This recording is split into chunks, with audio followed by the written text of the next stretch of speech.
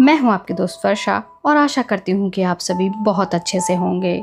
हम पढ़ रहे हैं चित्रा बनर्जी दिवाकरुणी की पुस्तक द्रौपदी की महाभारत। अगर आप हमारे चैनल पर नए हैं तो हमारे चैनल को सब्सक्राइब करना ना भूलें। तो चलिए बढ़ते हैं अपने अगले अध्याय की ओर। इस अध्याय का नाम है चिता। रणभूमि की ओर अपने प्रियजनों के शवों को देखने के लिए अनिच्छा से जाते समय सतत दयनीयवती जिसे बढ़ती हुई दुर्गंध हमें सता रही थी। वमन करने से बचने के लिए मैंने अपने होठों को कसकर दबा रखा था। जिस स्थान पर सैनिकों ने पहले अपनी रसोई की अंगीठी जलाई थी वहां अब चिताएं जल रही थी, वह भी इतनी सारी कि हमारे सामने धुएं का एक विशाल धुंधलका छाया हुआ था। मैंने अपनी जलती हुई आंखों को झपकाया।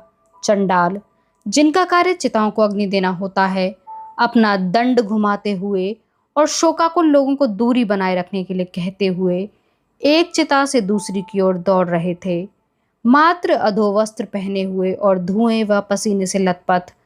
वह नरक के सुरक्षाकर्मी दिखाई देते थे। जब मैंने उन्हें देखा तो मुझे एक विचित्र चित्र दिखाई दिया। रणभूमि श्वेत आकृतियों से भरी हुई थी।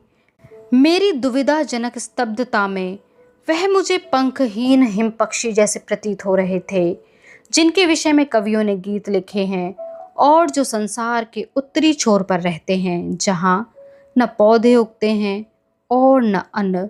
वह आकृतियां अनिश्चित ढंग से घूम रही थीं, मानो वह कोई ऐसे जीव हों जो तूफान में अपना मार्ग भटक गए हों और उसके थम जाने के बाद बाहर निकले हों और उन्होंने स्वयं को किसी विचित्र व भयावह स्थान पर पाया हो।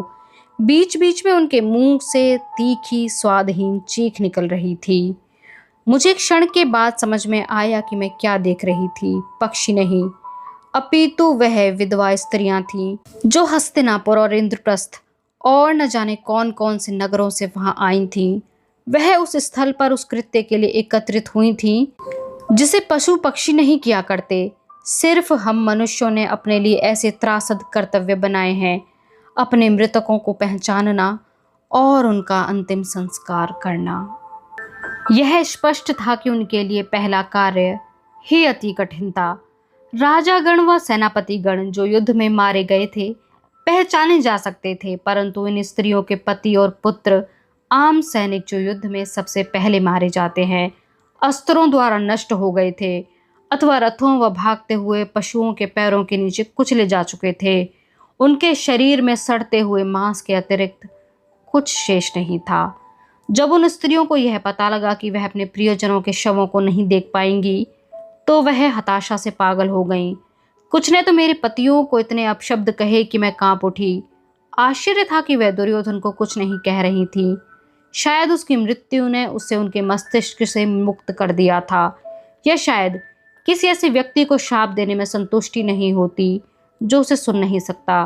कुछ स्त्रियों ने भूमि में बिखरे पड़े अस्त्रों से स्वयं को मार डालने का प्रयास किया। अनेक स्त्रियां उन शवों के साथ स्वयं भी चिता पर बैठ गईं। उनके श्वेत वस्त्रों के झुलसने के साथ उनकी दर्दनाक चीखें अभी तक रण में सुनी चीखों से अधिक असहनीय लग रही थीं। उनकी पीड़ा देखकर मुझे अपना दुख कम लग रहा था। घबराकर युधिष्ठिर ने रक्षकों को उन स्त्रियों को खुद को हानि पहुंचाने से रोकने और उसके पास लेकर आने का आदेश दिया। यह आसान नहीं था। भय और दुख से आक्रांत उन स्त्रियों ने अपनी बची हुई शक्ति से रक्षकों के साथ संघर्ष किया। उनमें से कुछ जमीन पर बिखरे रक्तिम कीच में ही लेट गईं और उन्होंने उठने से मना कर दिया। कुछ ने भागने की कोशिश की, कुछ ने अपने मृत पतियों की आत्माओं को अपनी रक्षा के लिए पुकारा। उन्हें युधिष्ठिर पर भरोसा नहीं था। वह उसके पास नहीं आना चाहती थी। क्या वही उनके पतियों की मृत्यु का उत्तरदायी नहीं था? क्या उसी ने उन्हें विधवा नहीं बनाया था? कौन जाने वह उनके साथ क्या करेगा। एक बार तो रक्षक उन स्त्रियों के हमले की तीव्रता से आश्चर्यचकित रह गए। वह उन्हें समझाने का प्रयास करने लगे। जब बात नहीं बनी तो उन्हें बल का सहारा लेना पड़ा। निहत्ती स्त्रियां किसी सैन्य दल का सामना कितनी देर तक कर सकती थीं? आखिरकार उन्हें एक अस्थायी मंच के समक्ष लाया गया, जहां युधिष्ठिर ने उन्हें आश्वासन दिया कि उन्हें डरने की आवश्यकता नहीं थी। उसने उन्हें वचन दिया कि किसी पराजित राज्य की स्त्रियों को जो कष्ट भोगने पड़ते हैं, उन्हें वे सब नहीं झेलने पड़ेंगे। उसने उन्हें भोजन पानी और आराम करने के लिए सुरक्षित स्थान उपलब्ध कराया, जिस बीच उनके मृतकों का ध्यान रखा जा रहा था। परंतु वह स्त्रियां रोती बिलखती रहीं और फिर दुख का स्थान क्रोध ने ले लिया। उन्हें युधिष्ठिर का दान नहीं चाहिए था। उनका सर्वत्र छीन लेने के बाद वह क्या समझ रहा था कि जरा सा जलपान करवाकर उन्हें प्रसन्न कर सकेगा। स्त्रियां अपनी छाती पीट पीट कर उसे कहती रहीं कि वह उनकी भी हत्या कर दे और उन्हें वैधव्य की निराशा और उसकी अनंत परेशानियों से बचा ले। उन्होंने कहा कि यदि वह इतना डरपोक है कि उनकी हत्या नहीं कर सकता, तो फिर वह उन्हें उनके पतियों की चिताओं के साथ सम्मानजनक ढंग से मर जाने दे। हम अवश्य मरेंगी। उनमें कुछ लड़ाकू किस्म की स्त्रियों ने कहा, यहाँ किसमें इतना साहस है जो मैं पतिव्रता पत्नी के अधिकार से वंचित कर देवताओं के कोप का भागी बन सके। वह वहां से भागकर जलती हुई चिताओं की ओर दौड़ी। अन्य स्त्रियां भी उनके पीछे दौड़ पड़ी। दैवी कोप की बात से डरकर रक्षकों ने उन्हें आधे मन से रोकने का प्रयास किया। उनमें से कुछ जो हस्तक्षेप करने के लिए अनिच्छुक थे वहीं रुक गए। शीघ्र ही यदि कोई समाधान नहीं किया जाता तो वहां भगदड़ मच जाती, जिसके कारण सामूहिक आत्महत्या हो सकती थी। युधिष्ठिर स्तब्ध खड़ा देखता रहा। यदि वह युद्ध होता तो उसे पता था कि उसे अपने सैनिकों को क्या आदेश देना चाहिए, परंतु यहाँ उन स्त्रियों ने एक प्राचीन और भयंकर परंपरा का आह्वान किया था और वह स्वयं अपराध बोध व करुणा के कारण शिथिल हो चुका था। मैंने उसके चेहरे पर एक अन्य चिंता का भाव भी देखा। उसके शासन के आरंभ में ही इतनी सारी स्त्रियों की दुखद मृत्यु उसके कामकाज पर एक धब्बा होगा, सहन करने हेतु एक सर्वनाशी कर्म। परंतु ना उसे और ना ही मेरे अन्य पतियों को पता था कि उसे कैसे रोका जाए। जब मैं उस अस्थायी मंच पर चढ़ी तो मेरा उद्देश्य सिर्फ युधिष्ठिर के पास खड़ा होना था, क्योंकि वह बहुत अकेला दिख रहा था। पर मुझे यह देखकर बहुत आश्चर्य हुआ कि वह स्त्रियां चिताओं के लिए झगड़ना छोड़कर मुड़कर मुझे देखने लगी। क्या उन्हें एक स्त्री का वहां खड़ा होना अप्रत्याशित लग रहा था, अथवा उन्हें मेरी आरंभ से कल रात तक की कहानी का पता लग गया था, क्योंकि कहानियां बहुत तेजी से फैलती हैं। मुझे लगा कहीं वह यह तो नहीं सोच रही थी कि मेरे साथ जो हुआ मैं सब उसकी पात्र थी। मुझे याद है कि युद्ध आरंभ होने से पहले किस प्रकार एक स्त्री ने मेरी ओर देखते हुए बुरी नज़र का संकेत किया था। मुझसे घृणा करने के लिए इन स्त्रियों को अभी और कितने कारण चाहिए थे। उनके कठोर होते चेहरों को देखकर मेरी हथेलियां पसीने से गीली होने लगीं। मेरी आंखें जल रही थीं, किंतु मैं रो नहीं सकती थी। मेरे पुत्रों की मृत्यु के बाद से मेरे आंसू मानो सूख चुके थे। मेरा मुंह सूख गया था, मानो किसी ने मेरे मुंह में रुई ठूंस दी हो। मुझे पता था कि यदि मैं अधिक देर तक वहां खड़ी रही तो मैं फिर कभी नहीं बोल सकूंगी। और फिर यह एक अवसर, यह एक क्षण जब यह मुझ पर ध्यान दे रही थी, मैं हमेशा के लिए खो बैठूंगी। इससे पहले मैंने कभी भीड़ को संबोधित नहीं किया था। हालांकि मुझे याद है कि ध्री का शिक्षक सशक्त शब्दों के महत्व पर गंभीरता से बहुत देर तक चर्चा करता रहता था। वह कहता था कि शब्द ही सबसे तीक्ष्ण व सबसे सूक्ष्म अस्त्र होते हैं। शासकों को उनका प्रयोग उचित ढंग से करना चाहिए। अपने दर्शकों को उचित स्वर शैली के साथ प्रभावित करते हुए उनके हृदय को उसी प्रकार छूने का प्रयास करना चाहिए जिस प्रकार एक संगीतकार अपने वाद्य के तारों को झनकृत करते हुए अपने श्रोताओं को सम्मोहित करता है। मैं यदि इस प्रकार की शैली में सक्षम होती तो भी अपनी आंखों के सामने अपने प्रियजनों के शवों का विचार आने के कारण मेरी ऐसा करने की इच्छा नहीं थी। मैंने बहुत गति से और बहुत ज़ोर से बोलना शुरू कर दिया। मुझे नहीं पता था कि मैं क्या बोलूँगी। मैं उनके साथ अपना दुख साझा करने लगी, क्योंकि उनकी तरह मैंने भी अपने पिता और भाइयों को खोया था। मैंने इस युद्ध को आरंभ करने में अपनी भूमिका को स्वीकार किया और उनसे क्षमा मांगी। जब मैंने बच्चों की बात की तो मेरा स्वर टूटने लगा और मुझे रुकना पड़ा। मैंने उन्हें बताया कि मैं तो पुत्रहीन हो चुकी थी, किंतु अपने पुत्रों व पुत्रियों जिन्हें वह घर पर छोड़कर आई थी के प्रति उनका कुछ उत्तरदायित्व था। यदि उन्होंने स्वयं को मार डाला तो उनके बच्चों की देखभाल कौन करेगा। मुझे ठीक से नहीं पता कि मैंने उसके बाद क्या कहा। मैं मानो ध्यानावस्था में बोल रही थी। शायद मैंने यह कहा कि इस दुख के बावजूद हमें अपने भविष्य के लिए जीवित रहना होगा। मैंने उनको वचन दिया कि उसी भविष्य की खातिर मैं उनके बच्चों, निश्चित ही मेरा अपना तो कोई था ही नहीं, कि अपने बच्चों की तरह देखभाल करूंगी और उन्हें किसी चीज़ का अभाव महसूस नहीं होने दूंगी। मैं उन्हें ऐसे संबोधित कर रही थी जैसे एक रानी अपनी प्रजा से बात करती है, किंतु जैसे जैसे यह शब्द मेरे मुख से निकल रहे थे, मैं उन माताओं के बीच माँ की तरह बोल रही थी और फिर हम सब मिलकर रोने लगे। अपने मृतकों के शवों तक अपने पतियों को ले जाने का दुरूह कार्य मुझ पर आ पड़ा। मेरे अतिरिक्त कोई उस बात को नहीं जानता था जिसे मैं भूल जाना चाहती थी।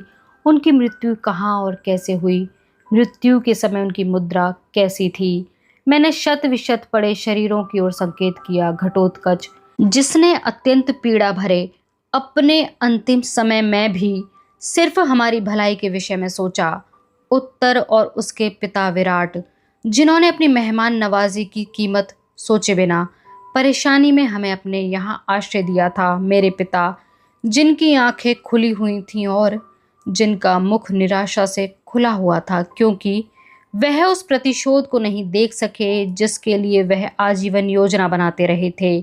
युवा अभिमन्यु के विकृत शव के पास पहुंचकर मैंने अपने पतियों को बताया कि इतने सारे अनुभवी योद्धाओं से घिरा होने के बावजूद कितनी वीरता से लड़ा और उसके गौरव में किस प्रकार उन योद्धाओं के चेहरों की उदासी खुल गई थी।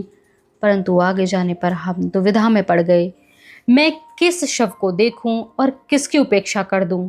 पांडवों के मामा शल्य का क्या, जिन्हें दुर्योधन ने छल से अपने पक्ष में कर लिया था, परंतु फिर भी उन्होंने हमारी यथासंभव सहायता की। द्रोण, जिनका सिर कटा धड़ उनके रथ में पड़ा था, जिन्होंने पांडवों के छोटे छोटे हाथों को अपने हाथ में लेकर उन्हें कैसे पहली बार धनुष मोड़ना सिखाया था।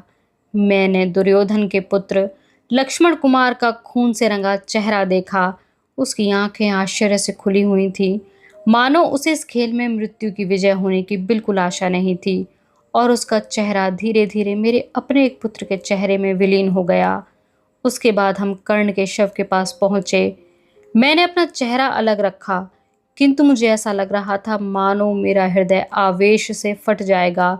मुझसे यह सहन नहीं हो रहा था कि इस महान व दुर्भाग्यशाली योद्धा की मृत्यु पर कोई रोने वाला भी नहीं था।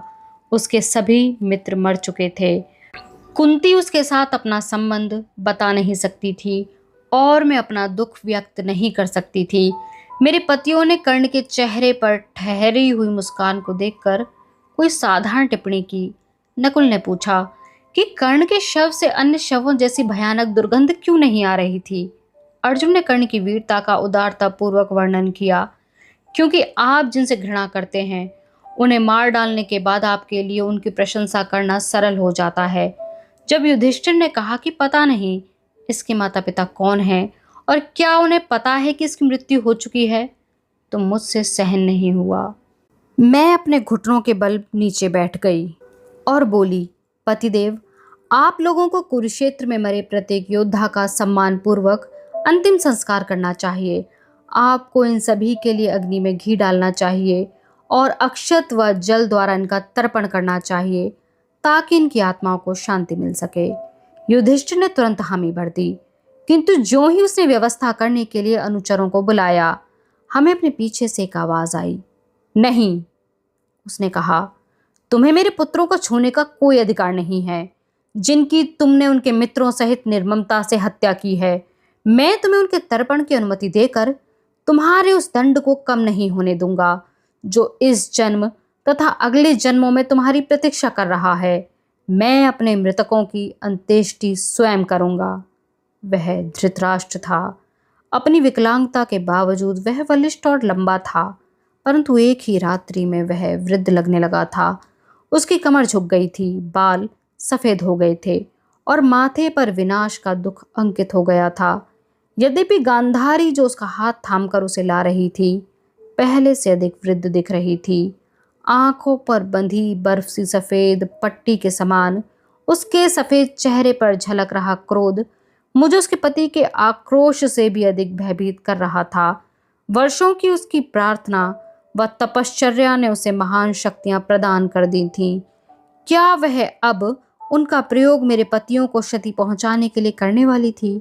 मैंने युधिष्ठिर को सावधान करने के लिए उसका हाथ पकड़ लिया, किंतु मुझसे देर हो चुकी थी। सभी जानते हैं कि इसके आगे क्या हुआ। किस प्रकार वृद्ध धृतराष्ट्र ने मुंह में दया और हृदय में हत्या का भाव रखते हुए युधिष्ठिर की क्षमा याचना को स्वीकार करने का स्वांग रचा और वचन दिया कि वह उन्हें अपने पुत्रों के समान मानेगा। उसने क्षमादान की मुद्रा में अपना हाथ उठाया और सबसे पहले भीम को अपने पास बुलाया, जिसने उसके सभी पुत्रों का संहार किया था। एक बार कृष्ण ने फिर हमारी रक्षा कर ली। उन्होंने भीम को पीछे खींच लिया और सेवकों से कहकर भीम की वही लोह प्रतिमा आगे कर दी, जिसके ऊपर दुर्योधन अपनी घृणा उतारा करता था। धृतराष्ट्र ने प्रतिमा को अपनी बाहों में भरकर इतनी जोर से दबाया कि वह चकनाचूर हो गई।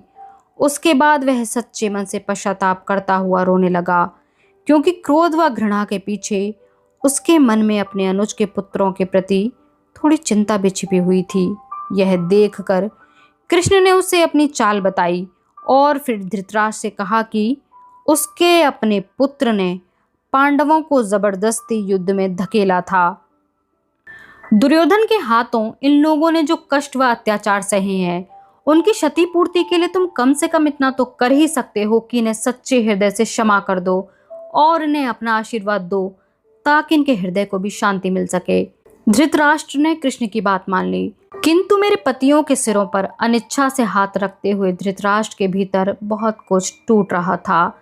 शायद यह बात कि अब मरते दम तक उसे पांडवों का नमक खाना पड़ेगा, उसे सहन नहीं हो रही थी। उस दिन के बाद वह बहुत कम बोलने लगा और उसने समस्त राजसी सुखों का त्याग कर दिया। वह दिन में सिर्फ एक बार भोजन करता और फर्श पर सोता था। और हालांकि युधिष्ठिर ने अनेक बार उससे हस्तिनापुर का राज्य संभालने की प्रार्थना की थी, उसने त्यक्त सिंहासन पर बैठने की इच्छा से फिर कभी राजसभा में प्रवेश नहीं किया। और गांधारी, वह अपने पति से भी अधिक विवेकी थी। वह जानती थी कि उसके पुत्र स्वयं अपनी मृत्यु का कारण बने थे, परंतु विवेक भी एक माँ की पीड़ा का मुकाबला नहीं कर सकता।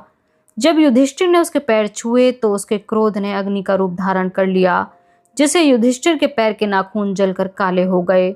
और जब कृष्ण ने उसे पीछे खींचा तो गांधारी ने अपना सारा क्रोध कृष्ण पर उड़ेल दिया। मेरे पुत्रों के विनाश का मूल कारण तुम हो, इसलिए तुम्हारा वंश एक दिन के भीतर स्वयं अपना नाश कर लेगा।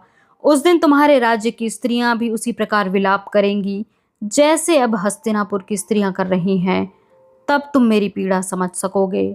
मैं आश्चर्य से गांधारी को देखती रही, किंतु कृष्ण ने अपने सामान्य धैर्य के साथ कहा, एक दिन तो सब कुछ नष्ट होना है, ऐसे में यदुवंश इसका अपवाद कैसे हो सकता है।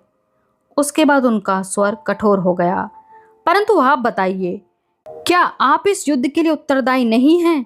बाल्यावस्था में दुर्योधन को अपने चचेरे भाइयों के साथ अनुचित कार्य करने से रोकने के स्थान पर उसे ऐसा करने के लिए कौन प्रेरित करता था? अपने महल से शकुनी को निर्वासित करना, चूंकि वह आपका भाई था, किसे सहन हो रहा था, जबकि दुर्योधन पर उसका बुरा प्रभाव पड़ रहा था। गांधारी ने सिर झुका लिया। कृष्ण फिर से विनम्रता पूर्वक बोलने लगे। दुर्योधन ने बार बार अपना वचन तोड़ा। उसने छल द्वारा अपने भाइयों से उनका वह सब छीन लिया जो ईमानदारी से उन्हीं का था, और जब उन्होंने उसकी सभी शर्तें पूरी कर दी, उसने फिर भी उनकी संपत्ति वापस नहीं की।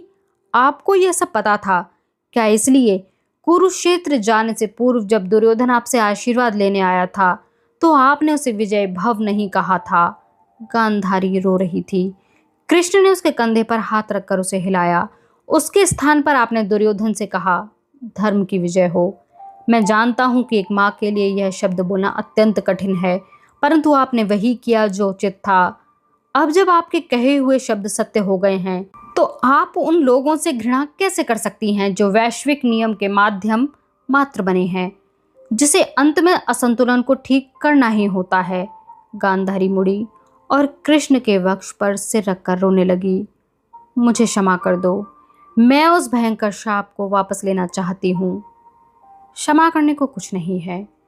कृष्ण उसे शिविर की ओर ले जाते हुए बोले, आपने जो कुछ कहा वह भी उसी नियम का अंश है। जब धृतराष्ट्र ने अपने मृतकों का दाह संस्कार स्वयं करने की बात कही थी, तब जो बात कृष्ण ने उसे कही वह मुझे बिल्कुल स्पष्ट रूप से याद है।